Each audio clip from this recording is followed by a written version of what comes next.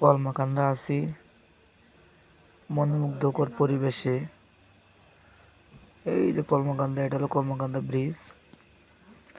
নদীর পানির স্রোত, নদীর পানি অনেক বেড়ে গেছে। আমরা আসছিলাম গাড়িতে পাথর করার জন্য, এদিকে বালু আসতেছে তারপর থেকে, বালু নিয়ে গাড়িতে ভরতেছে। অনেক লোক পরিশ্রম করতেছে, অনেক নৌকা বালু নিয়ে আসছে। আপনারা তো সবাই জানেন দুর্গাপুর ঘাট বন্ধ, তাই সবাই এদিকে বালু নিয়ে আসতেছে। বালু মোটামুটি ভালো। তারপরে নদীর যে পরিবেশটা খুব অসাধারণ, দেখেই যেন মন ভরে যায়। আবার এদিকে আমার অনেক ঠান্ডা পাইছে, ঠান্ডায় বেশি কথা বলতে পারতেছে না।